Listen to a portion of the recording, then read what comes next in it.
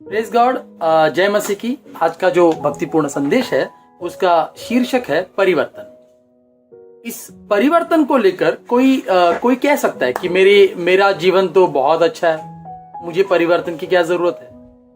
वो शायद ये भी कह सकता है कि हम न तो शराब पीते हैं, ना हमको किसी और प्रकार का नशा है, ना कि कोई ऐसी बुरी आदत है हमको, ना हम किसी से झगड़ा करते, ना हम किसी को धोखा देते हैं।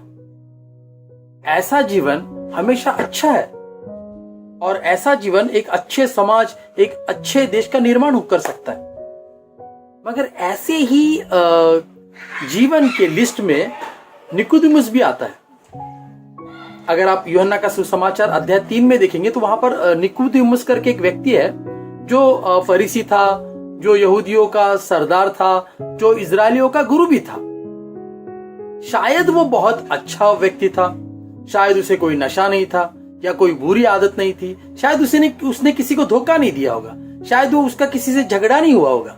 परंतु फिर भी प्रभु यीशु मसीह यूहन्ना 3 अध्याय और 3 वचन में उसे कह रहे कि तुम्हें नए सिरे से जन्म लेना आवश्यक है, वरना तुम्हारा उद्धार नहीं हो सकता। और यही यीशु मसीह अध्याय 15 में साफ साफ कह रहे ताकि जो कोई उस पर विश्वास करे वो अनंत जीवन पाए। इस वचन में यीशु मसीह साफ कर दे रहे कि निकोदेमुस हो या दुनिया का कोई भी अच्छा व्यक्ति, हर किसी को स्वर्ग जाने के लिए यीशु मसीह पर विश्वास करना जरूरी है। किसी व्यक्ति का नैतिक जीवन साफ सुथरा हो सकता है, वो अपने समाज में एक गुणी, एक नामी व्यक्ति के रूप में जाना जा सकता है और लोग जो है वो ऐसे आदमी को अच्छा इंसान कहते हैं। मगर हम मसीह लोग जानते हैं कि अच्छे लोग स्वर्ग नहीं जा सकते। स्वर्ग जाने के लिए प्रभु यीशु मसीह पर विश्वास करना जरूरी है।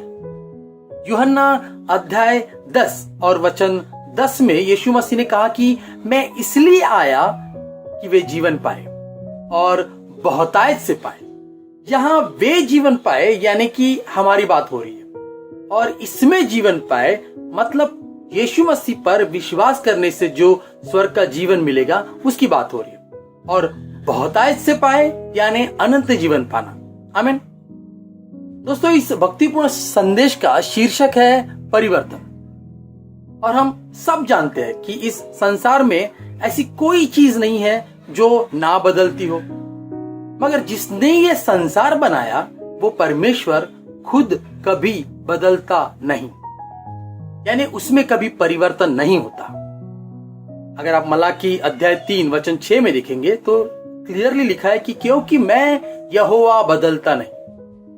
इब्रानियों का अध्याय 13 वचन 8 में लिखा है यीशु मसीह कल, आज और युगानुयुग एक सा है। आमीन। मगर क्या परमेश्वर को परिवर्तन यानी बदलने की जरूरत है? नहीं, क्योंकि प्रकाशित वाक्य अध्याय 22 और वचन 13 में लिखा है मैं अल्फा और ओमेगा हूं, मैं पहला और अंतिम हूं, आदि और अंत मैं ही हूं। यूहन्ना अध्याय 14 वचन 6 में लिखा है मार्ग और सत्य और जीवन मैं ही हूं। पहला पत्रस अध्याय 1 और वचन 16 में लिखा है पवित्र बनो क्योंकि मैं पवित्र हूं। तो ऐसे परमेश्वर को बदलने की क्या जरूरत है जब उसमें ये सारे गुण, वो सारे कैरेक्टर है? तो फिर बदलने की जरूरत किसको है? इंसान को। क्योंकि जब परमेश्वर ने इंसान को बनाया तो अपने ही स्वरूप में बनाया, पर आदम ने परमेश्वर की आज्ञा को तोड़कर अपने आप को पाप के हवाले किया। और हर एक व्यक्ति जो आदम से जन्मा है पाप के वश में है और पाप के कारण मृत्यु के वश में है। उसे अनंत जीवन देने के लिए प्रभु यीशु मसीह इस दुनिया में आए। उसने मनुष्य जाति को पाप से छुटकारा देने के लिए क्रूस पर अपना प्राण का बलिदान कर दिया। एक व्यक्ति जब प्रभु यीशु को ग्रहण करता है तो वो उद्धार और अनंत जीवन का भागी हो जाता है। यही है नया जीवन जो प्रभु यीशु के साथ जीवित संबंध के द्वारा एक व्यक्ति को प्राप्त होता है।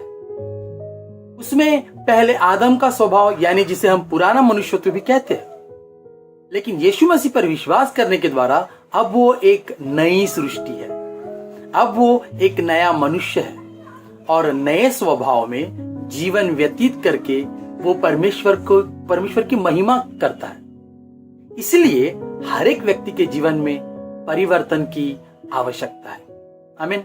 और ये परिवर्तन सिर्फ और सिर्फ प्रभु यीशु मसीह दे सकता है। आमीन। Thank you. God bless you all. परमेश्वर आप सबको आशीर्वादित करे।